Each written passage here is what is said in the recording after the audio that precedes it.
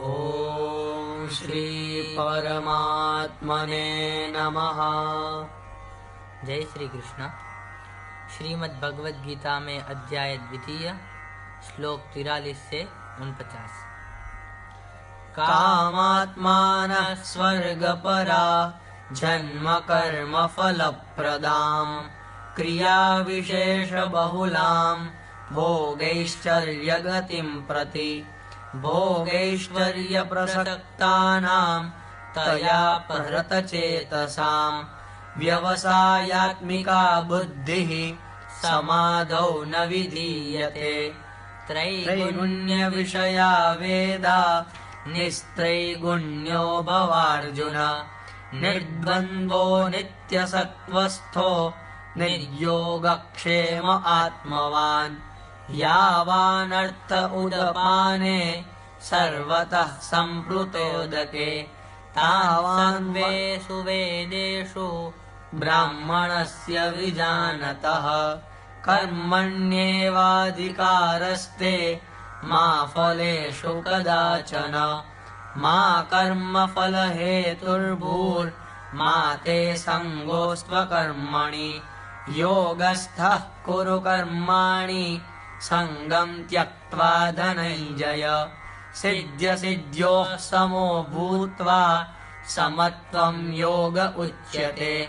दूरेण ह्यवरं कर्म बुद्धियोगात् धनञ्जय बुद्धौ शरणमन्विच्छ कृपणाः फलहेतवः। ओम।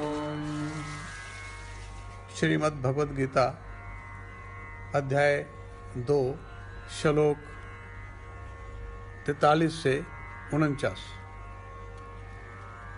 भगवान कृष्ण बोले, हे अर्जुन, जो भोगों में तन्मय हो रहे हैं, जो कर्म फल के प्रशंसक वेद वाक्यों में ही प्रीति रखते हैं, जिनकी बुद्धि में स्वर्ग ही परम प्राप्य वस्तु है और जो स्वर्ग से बढ़कर दूसरी कोई वस्तु ही नहीं है, ऐसा कहने वाले हैं, वे अविवेकी जन इस प्रकार की जिस पुष्पक अर्थात दिखाऊ शोभायुक्त वाणी को कहा करते हैं, जो कि जन्म स्वरूप कर्म फल देने वाली एवं भोग्य तथा ऐश्वर्य की प्राप्ति के लिए नाना प्रकार की बहुत सी क्रियाओं का वर्णन करने वाली है, उस वाणी द्वारा जिसका चित्त हर लिया गया है, जो भोग और ऐश्वर्य में अत्यंत आसक्त है, उन पुरुषों को परमात्मा में निश्चयात्मा का बुद्धि नहीं होती। हे अर्जुन, वेद उपयुक्त प्रकार से 3 गुणों के कार्य रूप समस्त भोगों एवं उनके साधनों का प्रतिपादन करने वाले हैं। इसलिए तू उन भोगों एवं उनके साधनों में आसक्तिहीन, हर्ष शोकादिक द्वंद्वों से रहित, नित्य वस्तु परमात्मा में स्थित, योग क्षेम को न चाहने वाला और स्वाधीन अंतःकरण वाला हो। सब ओर से परिपूर्ण जलाशय के प्राप्त हो जाने पर छोटे जलाशयों में मनुष्य का हित जितना प्रयोजन रहता है, ब्रह्मा को तत्व से जानने वाले ब्राह्मण का समस्त वेदों में उतना ही प्रयोजन रह जाता है। तेरा कर्म करने में ही अधिकार है, उसके फलों में कभी नहीं।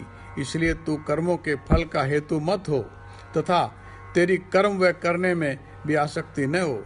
हे धनंजय, तू आसक्ति को त्याग कर तथा सिद्धि और असिद्धि में समान बुद्धि वाला होकर योग में स्थित हुआ कर्तव्य कर्मों को कर। समत्व ही योग कहलाता है। जिस समत्व रूप योग बुद्धि से सकाम कर्म अत्यंत ही निम्न श्रेणी का है। इसलिए हे धनंजय, तू समत्व बुद्धि ही रक्षा का उपाय ढूंढ, अर्थात बुद्धि योग का ही आश्रय ग्रहण कर, क्योंकि फल के हेतु बनने वाले अत्यंत दीन हैं। जय श्री कृष्ण।